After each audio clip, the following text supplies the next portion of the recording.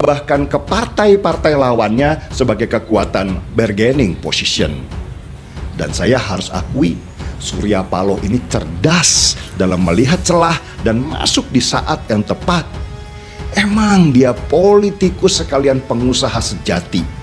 Dan dalam situasi ini, baik Anies, PKS maupun Demokrat itu harus mau mengakui kelihayan Surya Paloh memainkan kartunya. Meski buat saya ini pertaruhan yang sangat besar, karena bisa saja suara Nasdem merosot akibat kader-kadernya yang sebenarnya penentang politik identitas di Pilgub DKI 2017 itu pada keluar. Sesuai dengan mekanisme internal masing-masing partai. Sebagaimana kami ya tentu nanti ya pengumuman resminya adalah terkait dengan momentum Rakernas dan sidang Majelis Syuro. Oke. Nah, adapun yang disampaikan pada hari ini adalah bagian daripada upaya menjawab ya dinamika yang berkembang sejauh ini ya, menjawab keraguan yang ada di tengah publik ya terkait dengan bagaimana kemudian arah dari koalisi perubahan ini. Nah, PKS ini menyambut daripada apa yang sudah dilakukan oleh teman kami di Nasdem, teman kami di Demokrat, bahwa kita perlu ya sekadar mengingatkan kalau Anies Baswedan kini bukan siapa-siapa. Dedi Setiadi dalam komentarnya pada tulisan saya soal netizen yang ramai berniat unfollow media Solo Post karena dianggap salah menerima kunjungan Anies.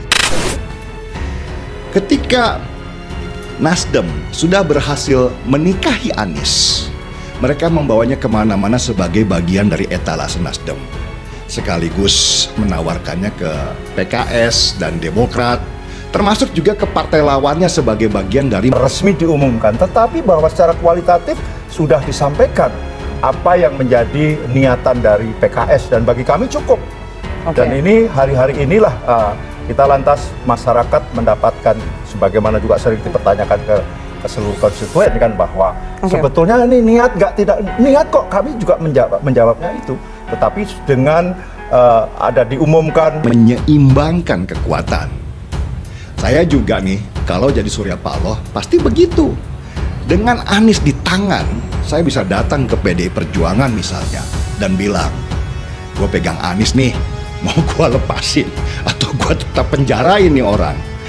Oleh Demokrat dan juga oleh PKS, ini adalah niatan-niatan itu menjadi bulat.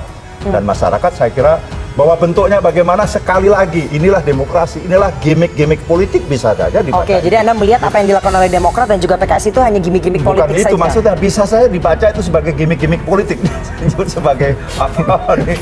Memang nampaknya terus menyimpulkan dengan apa. Ini bagian dari dinamika. Tergantung berapa sih maharnya. Sedangkan PKS dan Demokrat, dua anak kecil itu lebih sibuk berantem mengajukan siapa calon wakil Anies. Dan Demokrat tentu saja mencalonkan Agus Yudhoyono.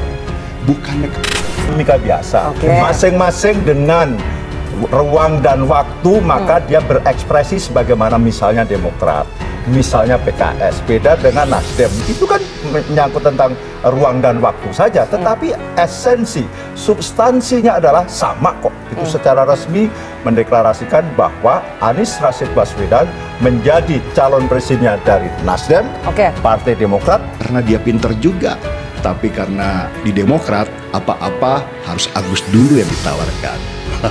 Doi kan anaknya bos. Sedangkan PKS masih mencari celah, termasuk menggali kemungkinan bagaimana cara mereka bisa dapat mahar dalam situasi ini. Kebayangkan 10 tahun PKS dan mengunggah beritanya lewat akun medsos Instagram resminya memberi saya informasi menarik soal posisi Anies Baswedan saat ini. Anies belum dapat dikatakan bakal calon. Berikut ini definisi yang tepat. Bakal calon presiden sudah dideklarasikan oleh pendukung yang memenuhi syarat dukungan presidential threshold, tetapi belum mendaftar ke KPU. Calon presiden sudah melakukan pendaftaran. Pendaftaran dinyatakan lengkap menunggu pemilu. Presiden terpilih sudah dipilih melalui pemilu dan dinyatakan sah oleh MK. Presiden sudah dilantik. Anies memang sudah dideklarasikan, tetapi yang mendeklarasikan belum memenuhi syarat PT. Koalisi yang katanya mau dibentuk pun juga masih mentah. Jadi saat ini Anies bukan siapa-siapa. Jadi, saya sangat setuju bahwa Anies Baswedan saat ini bukan siapa-siapa, karena dia tidak sedang menjabat apa-apa di ranah politik nasional.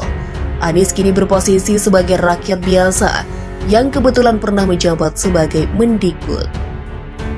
Dan ex-gubernur DKI Jakarta yang ketahuannya hanya bisa obral kata dan menyerap APBD tapi kurang becus kerjanya. No doubt about the facts.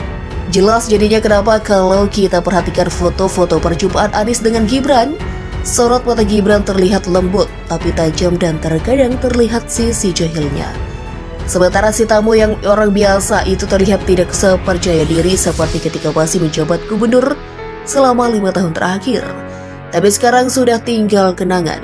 Namun yang menarik adalah meski berstatus sebagai orang biasa, fakta bahwa dalam diri Anies melekat sebutan bapak politik identitas, sosok yang didukung oleh kelompok radikal dan pribadi yang tampaknya membawa aura negatif di mana bumi dipijaknya, sepertinya susah dielakkan.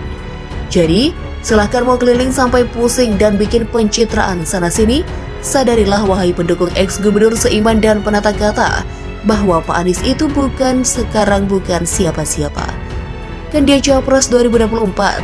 Mungkin ada yang tanya, jawab begini saja, kata siapa, syarat PT 20% saja belum mampu dipenuhi sama Nasdem.